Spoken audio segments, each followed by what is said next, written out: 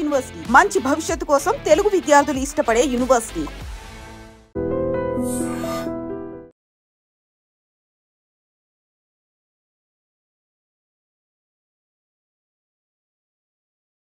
నిజామాబాద్లో గుడి కట్టారు. అసలు ఆ గుడి నిజంగా ఇంతకుముందు చాలాసార్లు మీరు విజిట్ చేయమని చెప్పారు, కుదరలేదు. డెఫినెట్గా ఈసారి విజిట్ చేస్తాను సార్ ఫ్యామిలీతో. నాకు తెలిసి మిగతా ఏది మర్చిపోతాను. టెంపుల్ దగ్గర బ్రహ్మోత్సవాల్లో ఉంటే అదొక ఫీలే వేరు.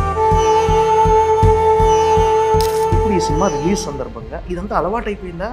ఇంకా ఈ సినిమాకు కూడా ఒక తొలి సినిమా లాగా ఒక ప్రెజర్ కానీ ఈ రిజల్ట్ ఎలా ఉండబోతుంది? తమ్ముడు విషయంలో నాకు జడ్జిమెంట్ ఉంది. ఈ సినిమా థియేటర్ ట్రైలర్తో ఎలా అయితే ఫీల్ అయ్యారో, వావ్ నితిన్తో ఇలాంటి సినిమా చేశారు, సినిమా అయిన తర్వాత కూడా ఆడియన్స్ అదే ఫీల్ అవుతారు.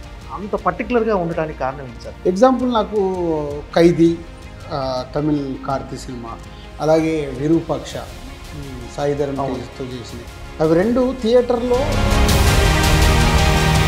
మీరు కూడా కంపల్సరీ అక్కడ మెట్ల దగ్గర డోర్ దగ్గర నిలబడి నేను ఆడియన్స్ని అబ్జర్వ్ చేస్తాను. ఆడియన్స్ రియాక్షన్స్ అబ్జర్వ్ చేస్తాను. ఎందుకు అబ్జర్వ్ చేస్తాను? నేను ఆల్రెడీ సినిమా చూసేసి ఉంటాను. వర్క్ అయిందనుకో బయటికి రాగానే సార్ సినిమా సూపర్ సూపర్ అంటే. గద్దర్ అవార్డ్స్ అంటే గద్దర్ అవార్డ్స్ చాలా సంవత్సరాల తర్వాత కార్పొరేట్ స్థాయిలో ఒక గవర్నమెంట్ అవార్డ్స్ ఫంక్షన్ జరగడం అనేది, వీటి వల్ల కొన్ని విమర్శలు కూడా వచ్చాయి. విమర్శ లేకుండా ఏది జరగదు. సో అప్పుడు నేను ఫిక్స్.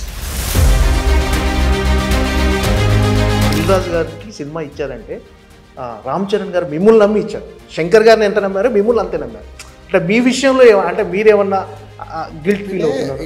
రిగ్రెట్ అయితే ఉంది. రిగ్రెట్ ఏంటంటే అది ఇప్పుడు శంకర్ గారు లాంటి ఒక పెద్ద డైరెక్టర్తో నేను ఇప్పటివరకు యాక్చువల్ సినిమా స్టార్ట్ చేసి పట్టుకొని 2023 సంక్రాంతికి రిలీజ్ కావాల్సిన సినిమా. డెఫినెట్గా ఒక బ్లాక్ బస్టర్ పోతారు చరణ్ గారితో రావాలి. అంటే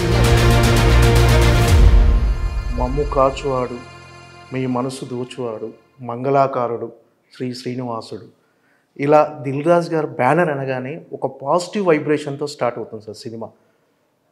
అంటే చాలా ఇంతకుముందు ఇలా ఒక శ్లోకంతో, ఒక భగవంతుడి శ్లోకంతో స్టార్ట్ అయ్యే బ్యానర్లు కొన్ని ఉండేవి. కానీ దిల్రాజ్ గారి బ్యానర్ అనగానే ఇలా, అంటే ఇప్పుడున్న సినిమాల్లో చాలా తక్కువ సార్ ఇలా సో ఎలా అనిపిస్తుంది సార్? అంటే మొదటి నుంచి కూడా ఆ పాజిటివ్ వైబ్రేషన్తోనే స్టార్ట్ అవ్వటం మనం. అంటే 2003 బ్యానర్ దిల్ సినిమా అప్పుడు ఇక్కడ road number 1 Venkateswara Swamy temple ఉంటుంది సార్. అక్కడ సో ఎలా బ్యానర్ ఏమేద్దామంటే వెంకటేశ్వర క్రియేషన్స్ అనుకోండి, వెంకటేశ్వర స్వామిది తీద్దామని సమీర్ గారిని తీసుకెళ్ళి కెమెరామెన్ని తీయించాది. తీయించిన తర్వాత ఏమేస్తే బాగుంటుందండి, ఇది అన్నయ్య రాసిన సాంగ్, ఇది శ్రీ శ్రీనివాసం అని బ్రదరు 2000లో ఒక వెంకటేశ్వర స్వామి మీద ఒక ఆల్బమ్ చేశాడు, క్యాసెట్. అందులో ఒక దాంట్లో ఇది అక్కడ చెప్తున్నప్పుడు వస్తుంది అన్నట్టు. సో అది ఎస్పీబీ గారు అప్పుడు వాడారు. సో నేను అన్నయ్యని అడిగి ఇది మనకు బాగుంటుందేమో బ్యానర్కి చూడంటే, అరే మంచి ఐడియా అని అప్పుడు నన్ను తీసుకొచ్చి పెట్టాం. అట్లా అన్నీ కోఇన్సిడెంట్గా ఆ వెంకటేశ్వర స్వామిది అన్నయ్య రాసిన సాంగ్లో నుంచి రావడం, ఆ బ్యానర్ పేరు, అలా అక్కడి నుంచి దిల్లు, ఆర్య, భద్ర, బొమ్మరిల్లు ఇలా ఒక్కొక్క సినిమా సక్సెస్ అవుతున్న కొద్దీ ఇప్పుడు ఏదైతే నువ్వు వాడావో మమ్ము కాచిన వాడని అది చాలామందికి అది స్టార్ట్ కాగానే ఇది బ్రాండ్ అయిపోయింది. సో ఇది వస్తుందంటే సో అది ఇప్పటికి 22 years కంప్లీట్, 60 సినిమాల దగ్గరకు వచ్చాయి. సో మేబీ 100 సినిమాల వరకు మార్చనేమో. Okay sir. అంటే మీరు మీ ఇష్టదైవం శ్రీనివాసుడు వెంకటేశ్వర స్వామి అంటే ప్రతిసారి మీరు తిరుపతి వెళ్ళటం, సినిమాకు ముందు తర్వాత వెళ్ళి ఖచ్చితంగా దర్శించుకుంటారు. ఆయనతో ఉన్న అనుబంధం ఎలాంటి సార్? అంటే వెంకటేశ్వర స్వామిని స్మరించుకుంటూ, అంటే ప్రతి పని ముందు ఆయన స్మరించుకుంటారు సార్ మీరు? Compulsory sir. అంటే ఎవ్రీడే ప్రతి దాంట్లోనే కాదు, తిరుపతి వెళ్ళటం కూడా సెంటిమెంట్ మనం ఎవ్రీడే. అది తిరుపతి తర్వాత ఊర్లోనే వెంకటేశ్వర స్వామి టెంపుల్ కట్టడము. సో ఇవన్నీ అంటే అన్నయ్య తర్వాత మేమందరం all family members we are devotee for Venkateswara Swamy. నిజామాబాద్లో గుడి కట్టారు. అసలు ఆ గుడి నిజంగా ఇంతకుముందు చాలాసార్లు మీరు విజిట్ చేయమని చెప్పారు, కుదరలేదు. డెఫినెట్గా ఈసారి విజిట్ చేస్తాను సార్ ఫ్యామిలీతో. చాలా అద్భుతంగా చూసిన వాళ్ళు చెప్పారు, చాలా అద్భుతంగా గుడి కట్టారు అని. ఆ గుడిలో బ్రహ్మోత్సవాలు చేయడం కానీ, ఆ పాజిటివ్ వైబ్రేషన్ అంటే ఎప్పుడు ఆ పాజిటివ్ వైబ్రేషన్ మీకు అలా కొనసాగుతూ ఉంటుంది. సో అది మీకు ఎప్పుడు అంటే ఫ్యామిలీ అంతా ఒక ఒక డివోషనల్ మూమెంట్లో ఉండటం అనేది ఎప్పుడు అక్కడికి వెళ్ళిన తర్వాత నాకు తెలిసి మిగతా అన్నీ మర్చిపోతారు నాకు తెలిసి. సినిమా ఈ సెల్ ఫోన్లు ఉండడం వల్ల కొంచెం కొంచెం అప్పుడప్పుడు తప్పదు, కానీ మోస్ట్లీ టెంపుల్ దగ్గర బ్రహ్మోత్సవాల్లో ఉంటే అదొక ఫీలే వేరు. అన్నీ మర్చిపోయి స్వామివారి స్మరణ చేస్తూ అక్కడ టైం స్పెండ్ చేయడం అనేది అది మా పూర్వజన్మ సుకృతం అంతే. దిల్ రాజు గారు అంటే ఎప్పుడు నవ్వుతూ స్మైల్గా ఉంటాడు, స్మైలింగ్ ఫేస్. అంటే లోపల అగ్నిపర్వతాలు బద్దలవుతున్నా, ఎలాంటి ప్రెజర్స్ ఉన్నా పైకి మాత్రం రేలంగి మావయ్యలా హ్యాపీగా బాగున్నారా అని అనుకుంటా. అంటే అంటే మీరు ముక్కు ఉన్నది ఉన్నట్టుగా ముక్కుసూటిగా మాట్లాడతారు, కానీ స్మైలింగ్గా లోపల అగ్నిపర్వతాలు బద్దలవుతున్నా ఎవరికి తెలియని వాళ్ళు. ఏంటి సార్ ఆ ఎమోషన్ ఎలా కంట్రోల్ చేసుకుంటారు అసలు? మామూలుగా ఒకేసారి మీ మైండ్లో రకరకాలే రన్ అవుతుంటాయి. సో ఒకటే అంటే మ్యాక్సిమం పీస్ ఆఫ్ మైండ్తో ఉండటానికి ట్రై చేస్తాను. అంటే నేను హ్యూమనే కాబట్టి ఎమోషన్స్ ఉంటాయి, అన్నీ ఉంటాయి, కానీ పీస్ ఆఫ్ మైండ్తో ఉండటానికి ట్రై చేస్తూ దానికి ఒక ప్రాబ్లం వస్తే ఈ ప్రాబ్లంకి సొల్యూషన్ ఏంటి అంటే నా ఫిలాసఫీ ఏంటంటే ప్రతి ప్రాబ్లంకి ఒక సొల్యూషన్ ఉంటుంది. సొల్యూషన్ లేని ప్రాబ్లం ఉండదు ప్రపంచంలో. మనిషి డెత్ తప్పితే ఇంకా వేరేది ఏది ప్రాబ్లం కాదు నా లెక్కన. ఓకే, డెత్ కూడా ఏంది మన చేతిలో ఉండదు, అది ఎలా రాసి పెట్టి ఉంటుంది. మనం పోయిన తర్వాత మన గురించి ఏడ్చే వాళ్ళు ఉంటారు, కానీ అదేంటో మనకు తెలియదు. సో దాని గురించే ఉన్నప్పుడు ఇంకా పెద్దదాన్ని దేన్ని అంత తీసుకోకూడదు అనేది నా ఫిలాసఫీ. అంటే చాలా ముక్కుసూటిగా మాట్లాడతారు సార్, లోపల ఏమి ఉంచేసుకోరు, ఆ ఎమోషన్ కూడా వెంటనే బయట పెట్టేస్తారు. దానివల్ల ఇబ్బందులు ఫేస్ చేసే సందర్భాలు ఏం లేవు సార్? అంటే ఎందుకు ఇలా నేను మార్చుకోవాలా అని ఎప్పుడైనా అనిపించింది? అంటే ఇప్పుడు ప్రతి ఒక్క మనిషిలో ఒక బిహేవియర్ ఉంటుంది, ఒక style of living life style ఉంటుంది. నాదేంటంటే నేను 90% స్ట్రేట్ ఫార్వర్డ్గా మాట్లాడడానికి ఇష్టపడతాను. సో 10%లో ఇక్కడ ఇప్పుడు మనం పర్సన్తో మాట్లాడుతున్నప్పుడు ఇబ్బంది ఉంది, ఈ ప్రాబ్లంకు నాకు సొల్యూషన్ కనిపిస్తలేదు అన్నప్పుడు సైలెంట్గా ఉంటాను. సైలెంట్గా ఉండి టైం కోసం వెయిట్ చేస్తాను, అప్పుడు చెప్పడం జరుగుతుంది. అంటే ఇప్పుడు నా చుట్టుపక్కల ఎవరైతే క్లోజ్గా ఉంటారో వీళ్ళందరితో నాది ఒకలాగా ఉంటుంది. సో నాది ఏది ఇలా ఇప్పుడు బయటకు చెప్పాల్సింది ఏదైతే ముక్కుసూటిగా ఉంటుందో వీళ్ళందరి దగ్గర అలా ఉండదు. ఎందుకు? వాళ్ళందరూ నాకు క్లోజ్, నా వల్ల ఇప్పుడు వాళ్ళు హర్ట్ అవుతారు. సో నేను సైలెంట్గా ఉండడం వల్ల కూడా వాళ్ళు హర్ట్ అవుతారు. అంటే మీరు సైలెంట్గా ఉన్న అర్థమైపోద్ది వాళ్ళకి, మీరు ఏమనుకుంటున్నారు అర్థమైపోద్ది. సో అట్లా అంటే సాధ్యమైనంత మట్టుకు స్ట్రేట్ ఫార్వర్డ్గా అనిపించింది చెప్పేస్తే అయిపోద్ది కదా. దానివల్ల ఎదుటోళ్ళు టెంపరీగా బాధపడవచ్చు, బట్ లాంగ్ రన్లో మేబీ అర్థమవుద్ది. ఇక అర్థం చేసుకోవాలి వాళ్ళతో ఏముంటుంది, మనకి ఇంకా రిలేషన్ ఉండదు. సో రిలేషన్ లేనప్పుడు మనం అర్థం చేసుకున్నప్పుడు ఇంకా రిలేషన్ అవసరం లేదనేది నా ఫార్ములా. ఓకే, అంటే దిల్ రాజు గారు పీక్స్ అంటే సక్సెస్లో పీక్స్ చూశారు, ఆ ఎమోషన్ వేరు, ఫెయిల్యూర్ కూడా చూశారు. అంటే ఇప్పుడు present me status of mind ఎలా ఉంది? అంటే ఇప్పుడు ఈ సినిమా రిలీజ్ ఉంది అంటే ఎన్నో సక్సెస్ చూశారు, ఫెయిల్యూర్ చూశారు, అన్ని రకాల మనుషుల్ని చూశారు. ఇప్పుడు ఈ సినిమా రిలీజ్ సందర్భంగా ఇదంతా అలవాటు అయిపోయిందా? ఇంకా ఈ సినిమాకు కూడా ఒక తొలి సినిమా లాగా ఒక ప్రెజర్ కానీ, ఈ రిజల్ట్ ఎలా ఉండబోతుంది, ఎలా రిసీవ్ చేసుకోబోతారు జనాలు అని ఒక బేసిక్గా ఇప్పుడు ఇంతకు ముందుకి ఇప్పటికి ఏంటంటే వచ్చిన ఎక్స్పీరియన్స్తో సినిమా నేను ఎడిటింగ్ రూమ్లో చూసినప్పుడే నాకు ఒక జడ్జిమెంట్ ఉంటుంది. ఓకే, ఈ సినిమా ఇలా వర్క్ అవుతుంది, ఇలా వర్క్ అవ్వదు. సో ఇప్పుడు తమ్ముడు విషయంలో నాకు జడ్జిమెంట్ ఉంది, ఈ సినిమా థియేటర్ డైరెక్టర్ ఏదైతే అనుకున్నాడో ఆ ఎక్స్పీరియన్స్ ఇవ్వబోతుంది. సో ఆ ఎక్స్పీరియన్స్తో ఆడియన్స్ బయటకు వచ్చినప్పుడు ట్రైలర్తో ఎలా అయితే ఫీల్ అయ్యారో, వావ్ నితిన్తో ఇలాంటి సినిమా చేశారు. సో సినిమా అయిన తర్వాత కూడా ఆడియన్స్ అదే ఫీల్ అవుతాడు, ఓ నితిన్తో ఒక డిఫరెంట్గా భలే ట్రై చేశారు, మళ్ళీ ప్రాపర్ కమర్షియల్గా ఉంటుంది, ప్రాపర్ ఎమోషన్ ఉంటుంది. 2 hours 25 minutes నియర్లీ లెంత్ ఉంది సినిమా. సో ఆడియన్ ఎంగేజ్ అవుతాడు, ఆడియన్ ఒక ఎక్స్పీరియన్స్ ఫీల్ అవుతాడు అనేది నేను యావిడ్లో చూసినప్పుడు సౌండ్ ఎలా రాబోతుంది, విఎఫ్ఎక్స్లు ఎలా ఉండబోతున్నాయి అనేది నాకు ఒక ఐడియా ఉంటుంది. కాబట్టి అవన్నిటితో నేను ఊహించుకొని చాలా రిలాక్స్గా ఉన్నాను. ఓకే, సో ఈ సినిమాకి ఇప్పుడు ఛాలెంజ్ సో నితిన్కి కంటిన్యూగా లాస్ట్ 4-5 ఫిలిమ్స్ వర్కౌట్ అవ్వలే. ఇప్పుడు ఆడియన్ని థియేటర్కి తీసుకురావాలి. సరే థియేటర్కి వచ్చాక కదా వాళ్ళు ఎక్స్పీరియన్స్ ఫీల్ అయ్యేది. సో థియేటర్కి తీసుకురావడానికి ఏం చేయాలనేది ఎక్కువ ఆలోచిస్తూ, సో మీ మీడియా వాళ్ళందరినీ కలవడానికి కూడా అదొక మేజర్గా రీజన్. అందరినీ కలిసి నా సినిమా గురించి నేను చెప్పేయాలి, చెప్తే ఇది మీడియా ద్వారా ఆడియన్స్కి రీచ్ అవుతే, అరే రాజుగారి ఇలా చెప్తున్నారు, ట్రైలర్ ఆల్రెడీ వచ్చింది, ఈరోజు రిలీజ్ కాబోతున్న సాంగ్ ఒక అమ్మవారి సాంగ్ ఉంటుంది, అది డివైన్ టచ్ బాగుంటుంది. ఇవన్నీ మెటీరియల్ చూస్తూ రాజుగారు చెప్పింది వాళ్ళకు నచ్చితే వాళ్ళు జూలై 4th థియేటర్కి వచ్చిందనుకో వాళ్ళ ద్వారా ఆడియన్స్ దగ్గరికి వెళ్తుందని నమ్ముతున్నాను. మొదటి నుంచి కూడా రాజుగారు కంటెంట్ ఈజ్ కింగ్ అని నమ్మే నిర్మాతల్లో చాలా తక్కువ మంది నిర్మాతలు రాజుగారు ఒకరు. అంటే ఈ సినిమా దిల్ రాజు గారి బ్యానర్లోనే చేయాలి, దిల్ రాజే తీయాలి అన్నంత ఇన్స్పైర్ చేసిన అంశం ఏంటి అసలు? ఈ కథ వేణు శ్రీరామ్ గారు చెప్పినట్టు ఇప్పటి వరకు అన్న చెల్లెళ్ళు అక్క ఇలాంటి కథలు వచ్చినాయి సార్. అంటే ఇందులో something special. Total is a different film ఇది. అన్న తమ్ముడు అక్క స్టోరీ బేస్ అయినా దీనికి డైరెక్టర్ ఇప్పుడు ఎంసీఏ వకీల్ సాబ్ తర్వాత డైరెక్టర్ చేస్తున్న సినిమా. సో శ్రీరామ్ వేణుకి, సో వేణుకి కూడా చాలా ఇంపార్టెంట్ ఫిలిం. సో వేణు చాలా జాగ్రత్తగా ఈ సినిమాని థియేటర్లో ఎక్స్పీరియన్స్ ఎలా చూపించాలనే దాని గురించి 150 days ఈ సినిమా షూట్ చేశాడు. అంటే జాగ్రత్తగా షూట్ చేశాడు. అంటే ఆ షార్ట్స్ ఎలా కావాలి ఏంటి. 80% సినిమా ఫారెస్ట్లో ఉంటుంది, అంటే లైట్ కోఆపరేషన్ ఉండదు. నైట్లో షూటింగ్ ఉంది, నైట్లో షూటింగ్ ఉన్నప్పుడు ఆ లైట్ సెటప్ ఇట్లా చాలా హోంవర్క్ చేస్తూ వాళ్ళు చేశారు. Almost we spended 75 crores budget ఈ సినిమాకి. 35 crores ఈజ్ ఫర్ మేకింగే. ఓకే, 35 crores మేకింగ్ మీద ఎక్కువ స్పెండ్ చేసాం. అలాగే లాట్ ఆఫ్ విఎఫ్ఎక్స్ 2 hours 25 minutesలో చిన్నగా పెద్దగా చూస్తే 2 గంటలు సినిమా విఎఫ్ఎక్స్లోనే ఉంటుంది. అంటే చిన్న షాట్ కావచ్చు, పెద్ద షాట్ కావచ్చు, అట్లా చూస్తే. సో ఎక్స్పీరియన్స్ ఇవ్వడానికి ఒక కొత్త అప్రోచ్ ఈ సినిమా. మా బ్యానర్లో అయితే ఇంతకుముందు వచ్చినట్టు ఏ సినిమాతో దీన్ని పోల్చలేము. ఒక ఎక్స్పీరియన్స్ ఫిలిం.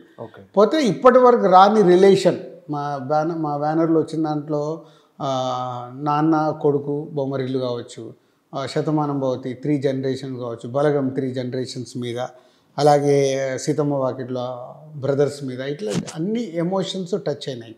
వేణు తీసిన ఎంసీఏ మరిది వదిన మీద.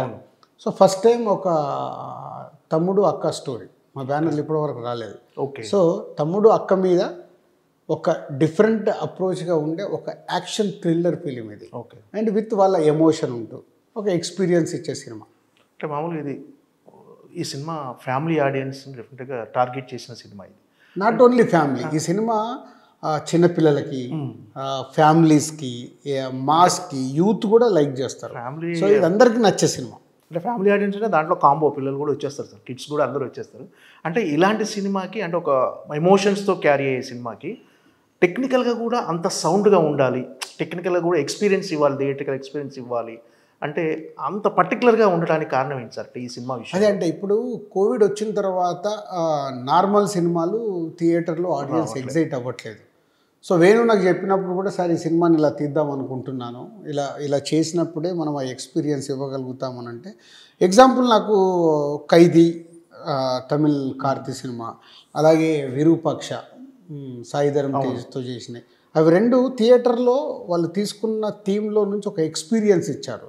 సో ఎగ్జాంపుల్ అలా తమ్ముడు అలా ఒక ఎక్స్పీరియన్స్ త్రూఅవుట్ టెంపోలో ఉంటూ ఒక ఎక్స్పీరియన్స్ ఇస్తుంది. సో దీనికి కావాల్సిన టెక్నికల్ వాల్యూస్ అన్నీ చేస్తూ ఆ విఎఫ్ఎక్స్లు కానీ సౌండ్ కానీ అన్ని జాగ్రత్తలు తీసుకుంటాం. సార్ వేణు శ్రీరామ్ గారు శ్రీ వెంకటేశ్వర క్రియేషన్స్ నుంచే డైరెక్టర్గా పరిచయం అయ్యాడు. దాని తర్వాత 2వ సినిమా ఎంసీఏ మన బ్యానర్లో చేశాడు, 3వ సినిమా వకీల్ సాబ్ చేశాడు, ఇప్పుడు ఈ సినిమా సార్. అంటే కంటిన్యూగా ఆ డైరెక్టర్, అంటే వేణు శ్రీరామ్ అనే డైరెక్టర్ బయట చేయకుండా ఓన్లీ వెంకటేశ్వర క్రియేషన్స్లోనే చేస్తున్నాడు. అంటే ఇచ్చిన కంఫర్ట్స్ అలాంటియా? అంటే బేసిక్గా డైరెక్టర్కి ప్రొడ్యూసర్కి ఒక వేవ్ లెంత్ ఉండాలి, అది నేను నమ్ముతాను. నాతో పనిచేస్తున్న డైరెక్టర్స్, నెంబర్ ఆఫ్ మూవీస్ చేస్తున్న డైరెక్టర్ ఇప్పుడు అనిల్ రావిపూడి ఇన్ని సినిమాలు చేశాడు, అంటే మాకు ఒక వేవ్ లెంత్. అలాగే వంశీ పైడిపల్లి ఆల్మోస్ట్ అన్ని ఫిలిమ్స్ ఇక్కడే చేశాడు, ఒక ఊపిరి తప్పితే ఒక వేవ్ లెంత్. అంటే అలాగే శ్రీరామ్ వేణు ఇది 4వ సినిమా.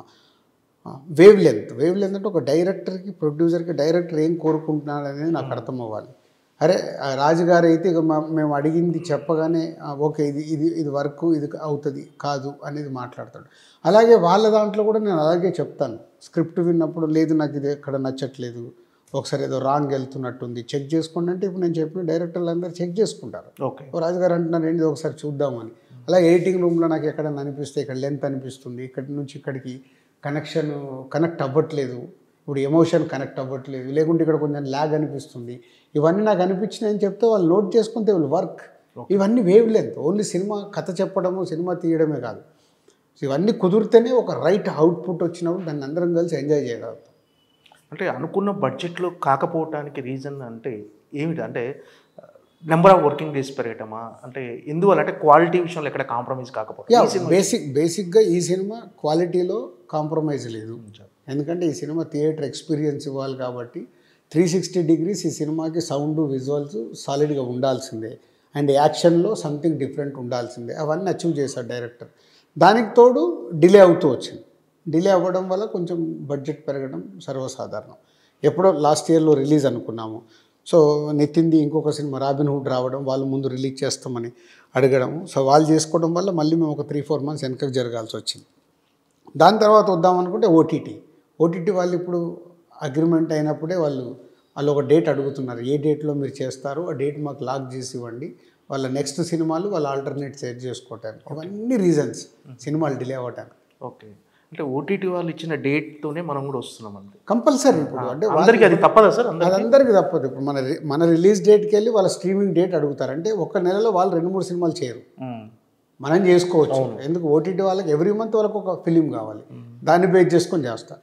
ఓకే, అంటే సినిమా ఓటీటీ చేతుల్లోకి వెళ్ళిపోయింది అనే అంటే అలా అనుకోవచ్చా? అంటే వాళ్ళే రిలీజ్ డేట్లు ఫిక్స్ ఓటీటీ చేతుల్లోకి వెళ్ళిందని చెప్పలేమంటే ఇప్పుడు సితారే జమీన్ పర్ ఉంది, అమీర్ ఖాన్ గారు నేను ఓటీటీకి ఇవ్వను, నేను థియేటర్కి రిలీజ్ చేశాడు కదా. అంటే మన మైండ్ సెట్ పోతే ఇప్పుడున్న పరిస్థితిలో థియేటర్కి ఫుట్ఫాల్ అనేది పెంచాల్సిన బాధ్యత మా అందరిపై ఉంది. దాని సైడ్ ఫోకస్ చేసినప్పుడు అన్నీ మారుతూ వస్తాయి, ఈక్వేషన్స్ అండ్ ఎకానమిక్స్ మారుతూ వస్తాయి. ఇప్పుడు ఎగ్జాంపుల్ ఒక 10 కోట్లకు కొంటున్న ఓటీటీ రైట్స్ అప్పుడు వాళ్ళు 5 కోట్లు ఇవ్వచ్చు. బట్ 5 కోట్లు ఇచ్చినా 5 కోట్లు నష్టపోయినా 5 కోట్లు మనం థియేటర్కల్ రెవెన్యూకి తెచ్చుకోవచ్చు. సో థియేటర్కల్ ఫుట్ఫాల్ పెరగాలంటే అందరికీ ఒకటి రావాల్సిందే, ఎప్పుడు ఒకరి చేతిలో ఒక సినిమా వెళ్ళదు. సరే, ఈ సినిమా సింగిల్ స్క్రీన్స్కి ఎలాంటి ఫీడ్ ఇవ్వబోతుంది? అంటే చాలా రోజుల తర్వాత ఒక మాస్ ఎంటర్టైనర్ రాబోతుంది, మాస్ యాక్షన్ థ్రిల్లర్ కానీ సెంటిమెంట్ కానీ అన్ని ఎమోషన్స్ ఉన్నాయి. అంటే కొన్ని సినిమాలు కొన్ని మల్టీప్లెక్స్కి మాత్రమే పరిమితం అవుతున్నాయి. ఇది యూనివర్సల్ ఫిలిం, ఏబిసి సింగిల్ స్క్రీన్సే కాదు, డిస్ట్రిక్ట్స్లో కానీ బి సెంటర్స్లో కానీ సి సెంటర్లో కూడా క్లియర్గా అర్థమయ్యే ఒక action thriller film. And brother and sister emotion అనేది యూనివర్సల్ ఎమోషన్. అంటే ఇప్పుడు చాలా చోట్ల సింగిల్ స్క్రీన్ థియేటర్లు మూతపడుతున్నాయి, ఎక్కువ సింగిల్ స్క్రీన్ థియేటర్లన్నీ ఫంక్షన్ హాల్గా మారిపోతున్నాయి ఇలా అంటున్నారు సార్. ఇలా అంటే కొన్ని సినిమాలు మళ్ళీ సింగిల్ స్క్రీన్కి పూర్వవైభవం తీసుకొస్తాయి అన్నట్లు, ఇది అలాంటి కోవలకు చెందుతుంది. డెఫినెట్గా ఇప్పుడు థియేటర్కి ఆడియన్స్ను తీసుకురాగలిగితే సో ఇలాంటి సినిమా ఎక్స్పీరియన్స్ ఇస్తుంది ఆడియన్స్. ఇప్పుడు మా ఛాలెంజ్ అంటే అదే. ఓకే, తమ్ముడు సినిమా నేను ఫ్రైడే రోజు ఎన్ని థియేటర్లు ఫుల్ చేయగలుగుతా అనేది నా ఛాలెంజ్. వరల్డ్ వైడ్గా నేను ఎన్ని థియేటర్లు ఫుల్ చేయగలుగుతాను, ఫుల్ చేస్తే నా వర్క్ అయినట్టే. ఓకే, ఎందుకంటే వన్స్ ఆడియన్స్ థియేటర్కి వస్తే ఈ సినిమా ఎక్స్పీరియన్స్తో బయటకు వచ్చినప్పుడు ఒక వావ్ అనే ఫ్యాక్టర్తో బయటకు వస్తుంది. చాలా మూమెంట్స్ అంటే ఒక సెకండ్ హాఫ్లో ఫస్ట్ హాఫ్ గుడ్ వెళ్తూ గుడ్ ఇంటర్వెల్ ఒక హై ఇచ్చిన తర్వాత సెకండ్ హాఫ్లో 45-50 minutes థియేటర్ ఇలా వైబ్లో ఉంటుందని నేను నమ్ముతున్నాను. అంటే ఒక వావ్ ఓ ఓ ఓ అలా ఆ రియాక్షన్స్ ఉంటాయి. అవి ఉన్నప్పుడు న్యాచురల్గా మౌత్ టాక్ వెళ్ళిపోద్ది. సో అన్ని థియేటర్లకి జనాలు వస్తారు. అండ్ మేము ఎక్కడ కూడా టికెట్ రేట్లు పెంచట్లేదు, అంత నార్మల్గా చేసి ముందు ఆడియన్ని ఫుట్ఫాల్ పెంచాలి అనేది ఐడియా మీదే చేస్తున్నాం. అంటే మార్నింగ్ షో సినిమా రిలీజ్ అయిన తర్వాత మీకు ఫస్ట్ అంటే ఒక జెన్యూన్ టాక్ మీరు ఎక్కడి నుంచి తీసుకుంటారు, ఎవరి నుంచి తెలుసుకుంటారు సార్? అంటే ఆడియన్స్ రెస్పాన్స్ నుంచా, లేకపోతే ఎక్కడి నుంచి మీరు అంటే మీరు మీ డిస్ట్రిబ్యూటర్లు ఫోన్ చేసి చెప్తారా? బేసిక్గా ఏమవుతుందంటే ఫస్ట్ నాకు ఇప్పుడు ఓవర్సీస్లో ఇక్కడ అయిపోకుండా ముందు షోస్ పడతాయి. ఓవర్సీస్ నుంచి నాకు 3-4 calls ఉంటాయి ఒరిజినల్గా నాకు జెన్యూన్గా చెప్పేవాళ్ళు. So overseas audience mind set కొంచెం క్లాస్ సైడ్ ఉంటుంది. Okay, majority of the films. So వాళ్ళ తర్వాత నేను ప్రసాద్ ఐమాక్స్కి వెళ్ళి మీరు కూడా కంపల్సరీ అక్కడ మెట్ల దగ్గర డోర్ దగ్గర నిలబడి నేను ఆడియన్స్ని అబ్జర్వ్ చేస్తాను. ఆడియన్స్ రియాక్షన్స్ అబ్జర్వ్ చేస్తుంటారు. ఎందుకు అబ్జర్వ్ చేస్తాను, నేను ఆల్రెడీ సినిమా చూసేసి ఉంటాను. నేను ఎక్కడెక్కడైతే వర్క్ అవుతుందా, ఆడియన్ బోర్ ఫీల్ అవుతుందా, కనెక్ట్ అవుతుందా లేదా తెలిసిపోద్ది. సో ఆ అనాలిసిస్తోనే నాకు అర్థమైపోద్ది, ఓకే వర్క్ అవుతుంది, వర్క్ అవ్వట్లేదు. వర్క్ అయిందనుకో బయటికి రాగానే సార్ సినిమా సూపర్ సూపర్ అంటారు. మనతో మాట్లాడకుండా వెళ్ళిపోతారంటే వర్కౌట్ అవ్వట్లేదు అని సింపుల్ ఫార్ములా. సార్ మామూలు ఇప్పుడు గద్దర్ అవార్డ్స్ అంటే గద్దర్ అవార్డ్స్ చాలా సంవత్సరాల తర్వాత అంటే ఒక ఆర్టిస్ట్కి కానీ టెక్నీషియన్ కానీ ఒక అవార్డు అనేది చాలా ప్రోత్సాహకం, డెఫినెట్గా వాళ్ళు ఎనర్జీ నింపుతుంది. చాలా సంవత్సరాల నుంచి అది లేని ఒక అవార్డుని ఒక కొత్తగా ఈ గవర్నమెంట్ వచ్చిన తర్వాత మీరు ఒక బాధ్యతలు తీసుకొని ఈ అవార్డు ఫంక్షన్ చాలా గ్రాండ్గా చేశారు. చాలా మంచి అప్లాజ్ వచ్చింది. చాలా అంటే ఒక ఒక కార్పొరేట్ స్థాయిలో ఒక గవర్నమెంట్ అవార్డ్స్ ఫంక్షన్ జరగటం అనేది.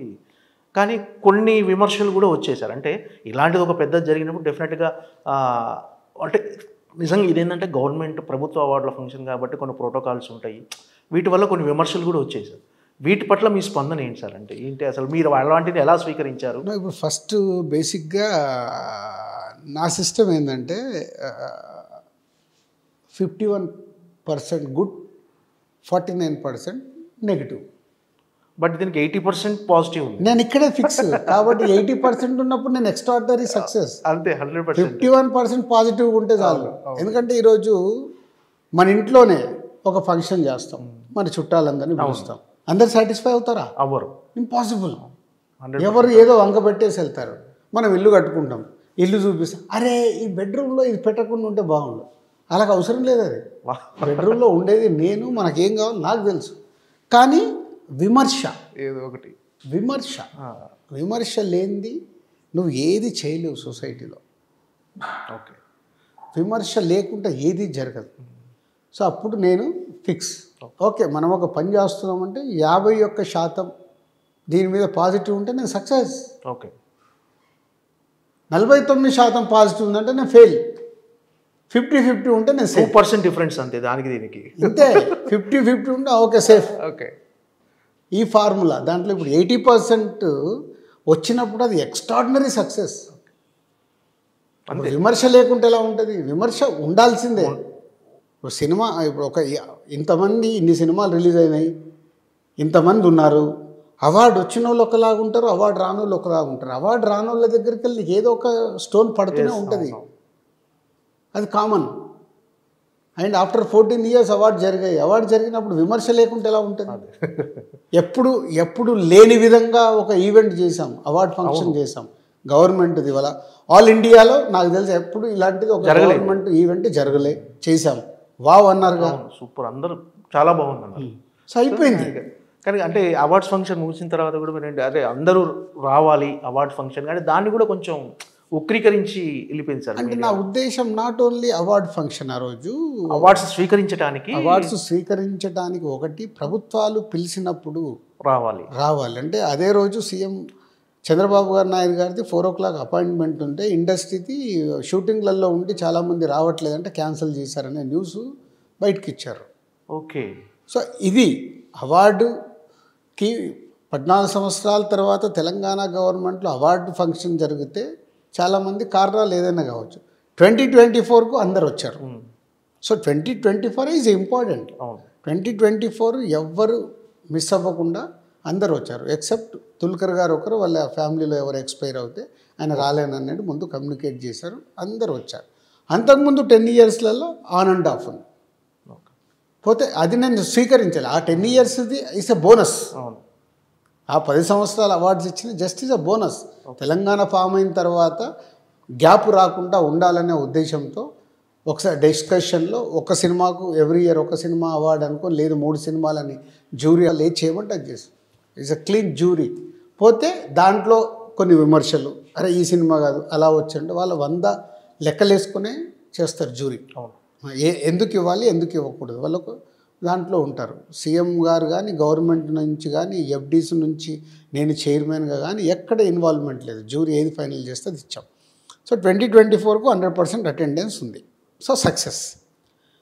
సో ఏపీ విజిట్ కూడా చాలామంది షూటింగ్ ఉందని క్యాన్సిల్ చేస్తే నాకు అది ఎందుకో అంటే డిప్యూటీ సీఎం గారు 1 ఇయర్ అయింది, ఇక్కడ గవర్నమెంట్ ఫామ్ అయ్యి ఇండస్ట్రీ నుంచి చంద్రబాబు గారిని సీఎం గారిని ఎవరు కలవలేదు అని వాళ్ళ ఆఫీస్ నుంచి ఒక స్టేట్మెంట్ వచ్చినప్పుడు, సీఎం గారు అపాయింట్మెంట్ ఇచ్చి పిలిచినప్పుడు అన్ని పనులు మనం వదిలేసుకొని వెళ్ళాలి కంపల్సరీ. అలాగే రేపు అక్కడ అవార్డ్స్ ఉంటాయి అనుకుంటున్నాను, అక్కడ కూడా నంది అవార్డ్స్ పెడతారు. పెట్టినప్పుడు ఇప్పటి నుంచే నంది అవార్డ్స్ అనౌన్స్ అయితే ఈవెంట్ ఎప్పుడు అందరు షూటింగులు క్లోజ్ చేసుకొని వెళ్ళాలి. ఆ ఉద్దేశం నాది. దాన్ని వేరేలా ఇప్పుడు అదే నా పాయింట్ ఆఫ్ వ్యూ ఒకలాగా ఉంటే ఎవరు ఎలా అర్థం చేసుకుని అలా రాసేసి ఉంటారు. అదే నేను ఎప్పుడు ఐ డోంట్ కేర్ అంటాను. అంటే అవన్నీ పట్టించుకుంటూ వెళ్తే మనం ముందుకు వెళ్ళలేము.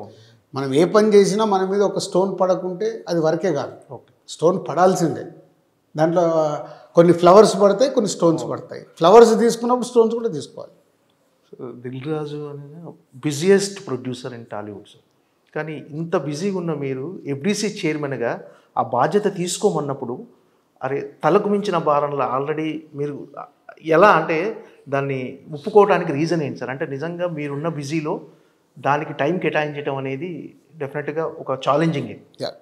అంటే యాక్చువల్ సీఎం రేవంత్ రెడ్డి గారు నాకు అడిగిన తర్వాత నేను చాలా రోజులు చిన్న పాజ్లోనే ఉన్నాను. ఓకే, ఇవన్నీ ఆలోచించుకోవటానికి రైటా రాంగా, ఇది పొలిటికల్ యాంగిలా. సో సీఎం గారేమో లేదు, నాకు సినిమా ఇండస్ట్రీకి గవర్నమెంట్కి ఒక బ్రిడ్జ్ లాగా ఉండాలి నువ్వు, ఎందుకంటే తెలంగాణ నుంచి your the Telangana person and ఇండస్ట్రీలో నీకు one of the important role play చేస్తున్నావు. సో నువ్వు ఉంటే సో ఏ గ్యాప్స్ రాకుండా ఉంటాయి. అండ్ హైదరాబాద్ని ఫిలిం హబ్లాగా చేయాలి. ఈ రెండే నాకు సీఎం గారు చెప్పినాయి. సో ఫిలిం హబ్లాగా చేయాలంటే నీలాంటి వాళ్ళు ఉన్నప్పుడే ఇది జరుగుద్ది. లాస్ట్ తెలంగాణ వచ్చి 10 సంవత్సరాలు అయిపోయింది. అంతకుముందు ఒక 2-3 ఇయర్స్ నుంచి ఎఫ్డీసీ అనేది ఎలాంటి మూమెంట్స్ కార్యక్రమాలు జరగలేదు, టోటల్ డెడ్గా ఉంది. సో రిక్వైర్డ్ అంటే ఒక 2 months టైం తీసుకొని మళ్ళీ డిప్యూటీ సీఎం గారు ఒకరోజు పిలిచి ఏమైంది 2 నెలలు అవుతుంది సీఎం గారిని చెప్పి నువ్వు అలా ఉంటే, లేదు నువ్వు ఉండాల్సింది మా అది ఉద్దేశం ఇదని డిప్యూటీ సీఎం గారు అలాగే మళ్ళీ కోమటిరెడ్డి వెంకటరెడ్డి గారు మళ్ళీ పిలిచి వాళ్ళు ఇద్దరు మాట్లాడితే అప్పుడు నేను ఓకే చెప్పడం జరిగింది. ఇక అక్కడి నుంచి నేను టైం డిజైన్ చేసుకుంటూ టీముని అక్కడ ప్రాపర్గా పెడుతూ నేను నా ఆఫీస్ నుంచి కూడా టీముని ఇన్వాల్వ్ చేసి వర్క్స్ ఏది ఆగకుండా ఇప్పుడు ఈవెంట్ ఫస్ట్ ఈ Telangana Gaddar film awards first focus చేసాం. తర్వాత చిల్డ్రన్స్ ఫిలిం మళ్ళీ హైదరాబాద్లో ఎలా చేయాలనేది వర్కౌట్ చేస్తున్నాం. అలాగే సీఎం గారు అండ్ గవర్నమెంట్ చూస్తున్న ఫిలిం హబ్ ఎలా క్రియేట్ చేయొచ్చు అనేది చూస్తాం. అంటే నాకు దిల్ రాజు అనే వ్యక్తి, నేను మీ దిల్ సినిమా దగ్గర నుంచి మీతో చూస్తున్నాను సార్, ట్రావెల్ అవుతున్నాను. నాకు ఇప్పుడు ఒక వింటేజ్ దిల్ రాజు గారిని కోరుకుంటే, అంటే ఆ టైంలో దిల్ రాజు గారు అంటే కొత్త కథలు వింటూ కొత్త టాలెంట్ని ప్రోత్సహిస్తూ అలా కోరుకుంటున్నాను సార్. మళ్ళీ వింటేజ్ దిల్ రాజు, కొత్త సినిమాలు, కొత్త కథలు. ఎస్, ఇప్పుడు నెక్స్ట్ సాటర్డే రోజు దిల్ రాజు డ్రీమ్స్ అనేది వెబ్సైట్ లాంచ్ చేస్తున్నాం, దాని గురించే సార్. సో నన్ను నేను అప్గ్రేడ్ చేసుకోవడం. ఒక 22 years బ్యాక్ నేను స్టార్ట్ అయినప్పుడు నేను కొత్త దర్శకులతో కొత్త వాళ్ళతో చాలా ఫ్రెండ్లీగా ఉంటూ అందరు కొత్త దర్శకులు ఒక 10 మంది 12 మందిని ఇప్పటికి ఇంట్రడ్యూస్ చేసాం అవుట్ ఆఫ్ 60 ఫిలిమ్స్లో. So Dil Raju dreams total కొత్త వాళ్ళ కోసమే, సినిమా ఇండస్ట్రీలోకి రావాలనుకునే కొత్త వాళ్ళ కోసమే ప్లాట్ఫామ్ క్రియేట్ చేసి వర్క్ స్టార్ట్ అయింది. టోటల్ 1.5 year నుంచి వర్క్ చేస్తున్నాను, అయిపోయింది. ఈ 28th లాంచ్ అయిన తర్వాత డెఫినెట్గా ఇయర్లీ మినిమం 5-6 కొత్త దర్శకుల్ని ఇంట్రడ్యూస్ చేయడానికి అవకాశం ఉంది మాకు, అది వర్క్ చేస్తున్నాం. అలాగే not only directors, writers, technicians, హీరోలుగా, హీరోయిన్స్గా, యాక్టర్స్గా, ఈవెన్ ప్రొడ్యూసర్స్గా రావాలనుకునే వాళ్ళకు కూడా అది ప్లాట్ఫామ్ క్రియేట్ చేస్తుంది. సో డబ్బు ఉంటుంది, ప్రొడ్యూస్ చేయాలి, బట్ వాళ్ళకి రూట్ ఉండదు. ఓకే, సో ఇక్కడ నుంచి ఒక రూట్ మ్యాప్ ఇస్తాం. ఓకే, నువ్వు ప్రొడ్యూస్ చేయాలనుకుంటే నీ బడ్జెట్ ఏంటి, నువ్వు తీసుకున్న సబ్జెక్ట్ అది వర్క్ అవుద్దా కాదా, అది ఫైనల్ డెసిషన్ వాళ్ళదే, కానీ ఒక గైడెన్స్ ఇవ్వాలనే దానికే అది ఒకటి వర్కౌట్ చేసి చేస్తాం. మీ 25 ఏళ్ల సినీ జర్నీలో సక్సెస్లు ఉన్నాయి, ఫెయిల్యూర్స్ ఉన్నాయి సార్. ఒకవేళ ఇప్పుడు అంటే కొన్ని మనకు తెలియకుండానే కొన్ని తప్పులు జరిగిపోతుంటాయి సార్. ఒకవేళ ఒక టైం మిషన్ లాంటిది వచ్చి దిల్ రాజు గారు అందులో ఉండి ఎక్కి మీరు వెనక్కి వెళ్ళే ఛాన్స్ వస్తే ఏ తప్పులు కరెక్ట్ చేసుకొని మళ్ళీ వస్తారంట, అంటే ఇది జరగకుండా ఉంటే బాగుండు అని, అలాంటిది ఏమైనా ఉందా సార్? అంటే ఏం లేదు, తప్పులతోని తప్పు అని కాదు, బట్ అలా జరిగిపోయింది. లైఫ్లో మన లైఫ్ జర్నీలో ఎప్పుడు ఏది కొత్తది వచ్చినప్పుడు అలా పాతది మనకు అద్భుతంగా ఉంటుంది. సార్ పాత అద్భుతాలే. అది అంటే ఇప్పుడు ఇప్పుడు నాకు ఆర్య తీసినప్పుడు కానీ, దిల్ తీసినప్పుడు కానీ, భద్ర తీసినప్పుడు కానీ, బొమ్మరిల్ తీసినప్పుడు, పరుగు, మున్న, కొత్త బంగారు లోకం, అవన్నీ అద్భుతమైన ఎక్స్పీరియన్స్లు. అవును అద్భుతం. ఆ రోజులు అవన్నీ ఆ రోజులు నేను ఎంజాయ్ చేసి ఇప్పుడు చూస్తే ఇప్పుడు నేను ఆ ఎంజాయ్మెంట్ మిస్ అయిపోయాను. ఎందుకంటే లాట్ ఆఫ్ వర్క్స్ గుర్తు చేసుకుంటే ఒక మంచి కిక్ వస్తుంది. Lot of works. ఇప్పుడు ఎలా చేయాలి వర్క్స్ని నేను డివైడ్ చేసుకొని ఓకే వర్క్ చేస్తున్నాను, పని చేస్తున్నా యాజ్ ఇట్ ఈస్గా అన్ని పనులు అలాగే. అప్పుడు ఎడిటింగ్ రూమ్లో చాలాసేపు ఉండేవాళ్ళం. ఇప్పుడు రెడీ పెట్టండి, చూపించండి, చూసేసి మళ్ళీ వెళ్ళిపోయి నోటీస్ రాసుకొని మళ్ళీ వచ్చి నాకు ఇవి అనిపించినాయని రాసిస్తున్నాను. అప్పుడు అలా కాదు, ఎడిటింగ్ రూమ్లో కూర్చొని ఇమ్మీడియట్గా పిలిచి వాళ్ళతోనే టైం స్పెండ్ చేసి నాకు అనిపిస్తున్నాను అక్కడే ఉండి వాళ్ళు వర్క్ అయిపోయిన తర్వాత అప్పుడు మళ్ళీ ఒక్కసారి చూసి వెళ్ళేవా.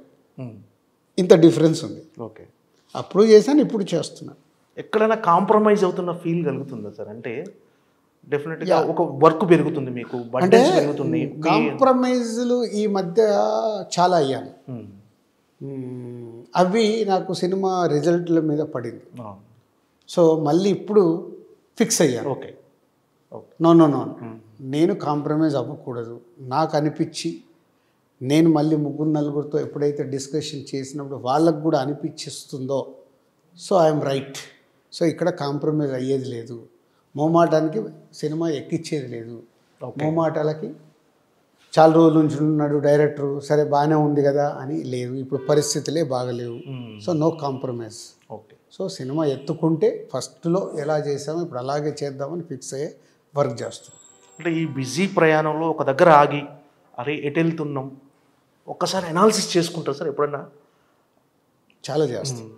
అంటే మీలో మీరు అసలు ఎక్కడికి వెళ్తున్నామనో, ఎక్కడుంది మన జర్నీ, ఏంటి అని అనాలిసిస్ చాలా.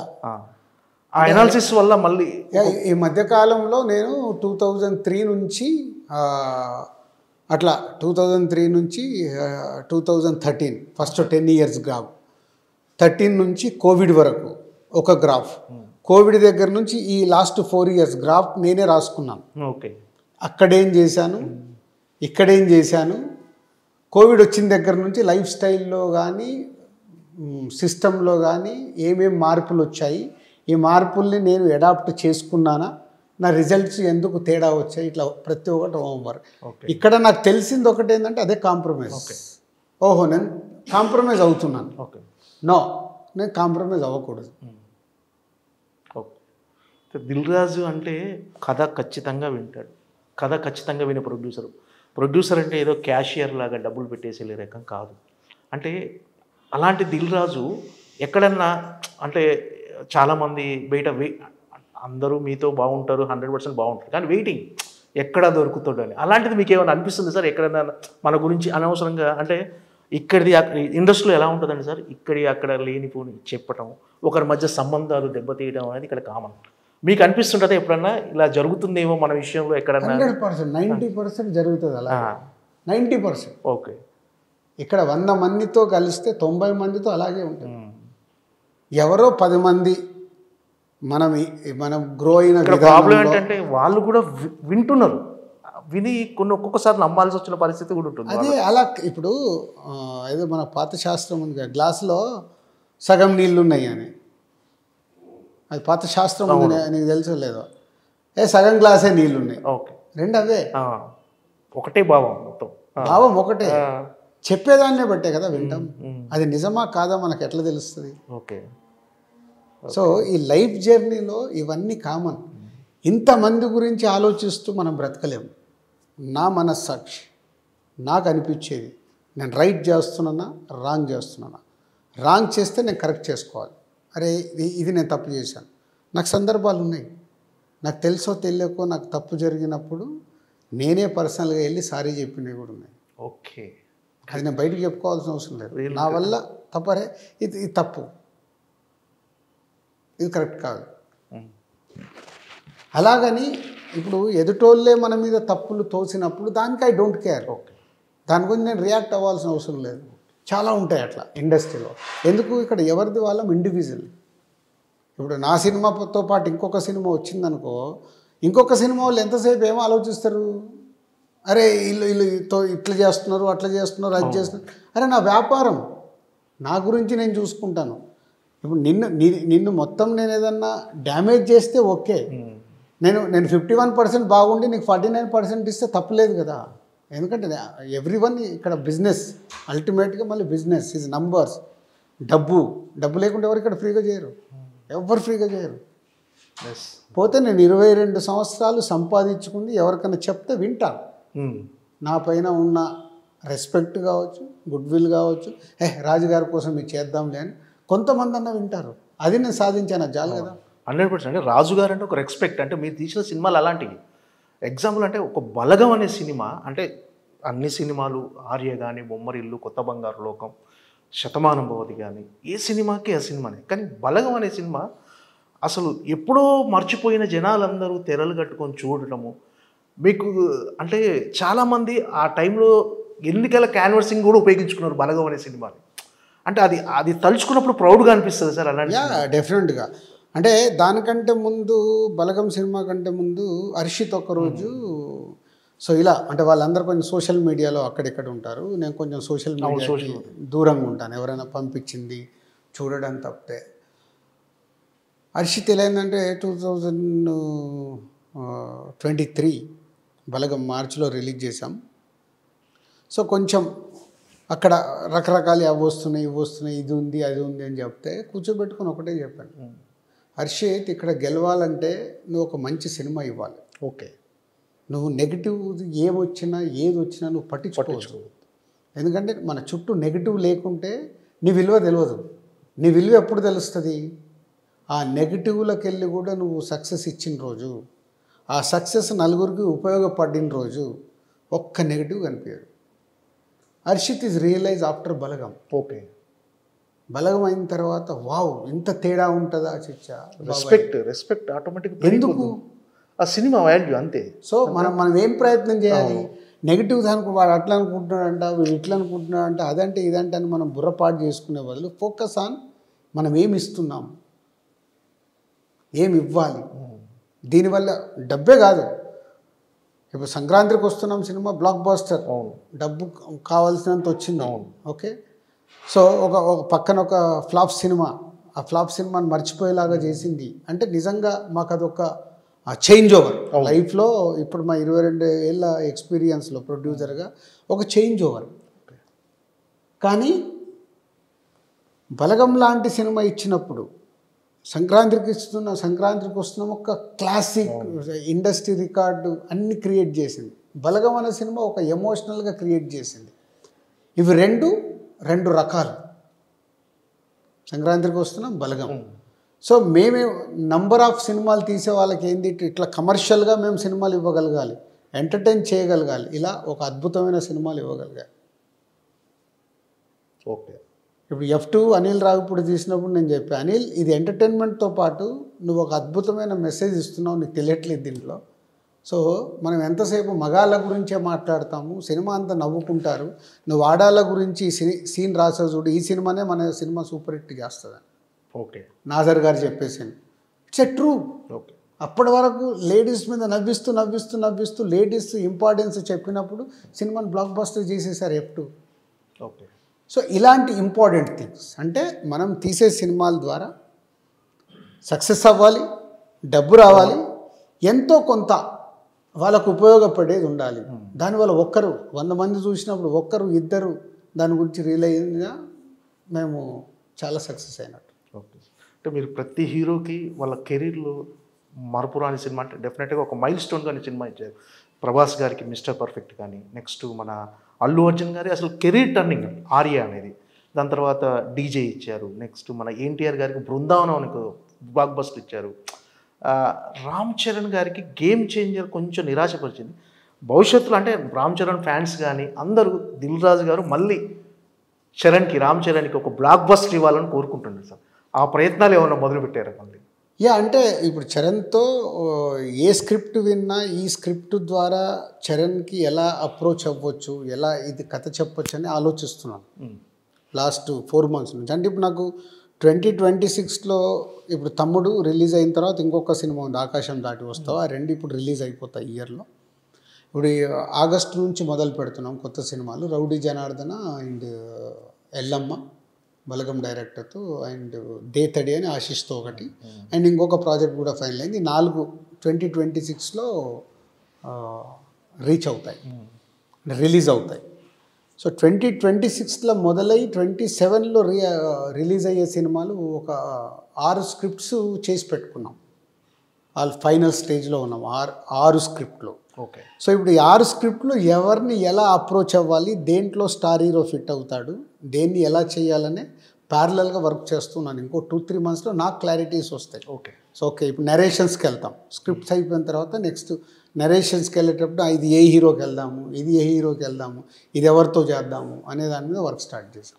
దాంట్లో డెఫినెట్గా I want approach. Sir, game changer విషయంలో రామ్ చరణ్ గారు శంకర్ని ఎంతైతే నమ్మి, డైరెక్టర్ శంకర్ గారిని ఎంతైతే నమ్మారో, దిల్ రాజు గారిని కూడా అంతే నమ్మి డేట్స్ ఇచ్చారు, ఆ సినిమా చేశారు. అంటే ఆ సినిమా విషయంలో దిల్ రాజు గారే కొంచెం ఎక్కడో కాంప్రమైజ్ అయ్యారు. దిల్ రాజు గారు అంటే ఆ శంకర్ గారితో జరిగిన ఇక్కడ అంటే ఆ ట్రావెలింగ్లో అంటే మీరే కొంచెం మీ వైపు నుంచి కొంచెం ఏమైనా జరిగిందా అని మీరు ఫీల్ అవుతున్నారా సార్ ఇప్పటికే? అంటే ఏం జరిగిందని అంటే ఆ కమ్యూనికేషన్ చేయడంలో కానీ, అంటే దిల్ రాజు గారికి సినిమా ఇచ్చారంటే రామ్ చరణ్ గారు మిమ్మల్ని నమ్మి ఇచ్చారు. శంకర్ గారిని ఎంత నమ్మారో మిమ్మల్ని అంతే నమ్మారు. అంటే మీ విషయంలో అంటే మీరేమన్నా గిల్ట్ ఫీల్ అవుతున్నారు? నాకు ఒక రిగ్రెట్ అయితే ఉంది. రిగ్రెట్ ఏంటంటే అది ఇప్పుడు శంకర్ గారు లాంటి ఒక పెద్ద డైరెక్టర్తో నేను ఇప్పటి వరకు సినిమాలు చేయలేదు. నాకు 1-to-1 మాట్లాడుకునే డైరెక్టర్లతో నేను సినిమాలు చేశాను. 1-to-1 ఇట్లా కూర్చొని నాకు ఇది అనిపిస్తుంది ఏంటి మార్పులు చేర్పులు కూడా చెప్తారు, ఏదున్నా అక్కడైనా చెప్తాను. ఎయిటింగ్లో ఇప్పుడు శంకర్ గారితో సినిమా అనుకున్నప్పుడు శంకర్ గారు నాకు కథ చెప్పడము ఒక 45 minutes. మామూలుగా శంకర్ గారు ప్రొడ్యూసర్లకు కథ కూడా చెప్పరంట, నాకు ఎవరో చెప్పిన న్యూస్ అది. సో కథ చెప్పడము, కథ విన్న తర్వాత చరణ్కి నేను చెప్పి, అప్పుడేంది కోవిడ్లో జూమ్లో వీడియో కాల్లో శంకర్ గారు చరణ్కి కథ చెప్పడం, అందరం ఓకే అనుకున్న తర్వాత ప్రాజెక్టు ఎలా వెళ్దాము ఏంటి అని. యాక్చువల్ సినిమా స్టార్ట్ చేసి ఫట్మని 2023 సంక్రాంతికి రిలీజ్ కావాల్సిన సినిమా ఓకే అనుకుంది. సంక్రాంతి ఆర్ సమ్మర్ అప్పుడు మేము పెట్టుకుంది 1 year to 1.5 yearలో చేయాలి. ఎగ్జాక్ట్లీ ఎలక్షన్స్ కంటే ముందు. ఓకే. తెలుగు స్టేట్స్లో కానీ సెంట్రల్ ఎంపీ ఎలక్షన్స్ కంటే ముందు ఈ సినిమా రిలీజ్ అవుతే ఆ పొలిటికల్ యాంగిల్, ఈ పాయింట్స్ అన్నీ ఆడియన్స్కు రీచ్ అవుతాయి అనే దాంట్లో ఎగ్జైట్మెంట్ నాకు. సో ఈ షూటింగ్ స్టార్ట్ అవ్వడం అన్నీ ఇంకా ప్రాసెస్ మొదలైన తర్వాత అన్నీ ఒకటి డిస్టర్బెన్స్లు స్టార్ట్ అవుతున్నాయి. ఒకటి కాదు, అవన్నిటినీ బ్యాలెన్స్ చేసుకుంటూ వెళ్తూ సినిమా కంప్లీట్ చేశాను. రిజల్ట్ రాలేదనే రిగ్రెట్ నాకు ఎక్కువ ఉండిపోయింది. అంటే ఇలాంటి ఒక బ్యానర్కి 50th ఫిలిం డెఫినెట్గా ఒక బ్లాక్ బస్టర్ ఇవ్వబోతారు చరణ్ గారితో రావాలి. అంటే ఇలా మిస్ఫైర్ అవ్వబోతుంది అని ముందు నుంచే చిన్న 6th సెన్స్. ఎక్కడో ఏదో ఎలక్షన్స్ అయిపోయాయి, ఎలక్షన్స్ అయిపోయిన తర్వాత ఇప్పుడు ఆడియన్స్ మైండ్ సెట్ పొలిటికల్ది ఎంత మట్టుకు రీచ్ అవుతుంది, ఈ పాయింట్ ఇప్పుడు రెడీగా ఉన్నారా, కోవిడ్ తర్వాత డిఫరెంట్ సినిమాలు చూసేస్తున్నారు, ఇన్నున్నాయి. ఇవన్నిట్లో అర్థమవుతూ ఉంది ఒక 6th సెన్స్, ఒక డిస్టర్బ్. దానికి బడ్జెట్ ఎక్కడికో వెళ్ళిపోయింది, రెవెన్యూ రికవరీ అంత కనిపించట్లేదు, థియేట్రికల్ రెవెన్యూలో తేడా ఉంది. ఇన్నిట్లలో ఓకే అందరినీ జాగ్రత్తగా తీసుకెళ్ళి సినిమా కంప్లీట్ చేసి రిలీజ్ చేయగలం. ఓకే. ఫైనల్గా అంటే చాలామంది యువ నిర్మాతలు కానీ చాలామంది ఇండస్ట్రీ వచ్చే ముందు ప్రొడ్యూసర్గా దిల్ రాజు గారి ఇన్స్పిరేషన్ అని చెప్తారు సార్. ఫైనల్గా చెప్పండి సార్, అంటే ఇప్పుడు ఇండస్ట్రీకి రావటం వాళ్ళు సేఫ్ అంటారా కొత్తగా వచ్చే నిర్మాతలు? ఎవరన్నా ఇండస్ట్రీకి వస్తుంటే ఎప్పుడు మార్కెట్ ఉన్న సిచ్యువేషన్ అయితే వెరీ బ్యాడ్. మీ ఇంటర్వ్యూకి రాకుండా ముందు ఒకతను ఎవరో ఓపెనింగ్ కోసం పిలిస్తే అదే చెప్తున్నాను, ఎవరెవరు అని అంటే కూడా అదే చెప్తున్నాను. ఇప్పుడు సిచ్యువేషన్ కరెక్ట్ లేదు. ఇప్పుడు మీరు కొత్త వాళ్ళతో వీళ్ళతో సినిమా అంటున్నారేంటి, మీరు ముందు డైరెక్టర్ నువ్వురా నేను మాట్లాడతాను అంటే మనం చెప్తే వాళ్ళు వింటారని కాదు. వాట్ ఈజ్ రియాలిటీ, సిచ్యువేషన్ ఎలా ఉంది, బయటికి వెళ్ళి చూసినప్పుడు లోపలికి వచ్చేటప్పుడు అన్నీ అద్భుతంగానే ఉంటాయి. సో లోపలికి వచ్చిన తర్వాత తెలుస్తుంది. అసలు తెలిసిన తర్వాత సగం మధ్యలోకి వెళ్ళిపోయిన తర్వాత ఏం చేయలేరు. ఏదో రకంగా కంప్లీట్ చేయాలి. ఈ లోపల టైం వేస్ట్, మనీ రిటర్న్ రాదు. పోనీ ఆ ప్రాజెక్టు జరగడం వల్ల ఎవరికైనా ఉపయోగం అంటే ఎవరికి ఉపయోగము ఉండదు. ఎవరు ఒకరు బెనిఫిషియర్ కావాలిగా, ఎవరు బెనిఫిషియర్ కారు. ఇన్ని కారణాలు ఉంటాయి ఒక సినిమా చుట్టూ. సో ఇప్పుడున్న సినారియో చాలా జాగ్రత్తగా, అందుకే దిల్ రాజు డ్రీమ్స్. దాని ద్వారా అందరికీ సాధ్యమైనంత మట్టుకు హెల్ప్ చేస్తూ బిజినెస్ మోడల్లో చేద్దామనేది ప్రయత్నం. Thank you so much sir. మీరు ఇంత బిజీలో కూడా ఒక ఇంటర్వ్యూకు టైం అడగగానే ఇచ్చి మాకు ఇంటర్వ్యూ చేసే ఛాన్స్ ఇచ్చినందుకు thank you so much sir. All the best for Thammudu. డెఫినెట్గా బ్లాక్ బస్టర్ హిట్ అందుకోవాలని మనస్ఫూర్తిగా కోరుకుంటున్నాను sir. So evergreen Dil Raju fan నేను. డెఫినెట్గా మీరు బ్లాక్ బస్టర్ అందుకోవాలి సార్. Thank you Madhav.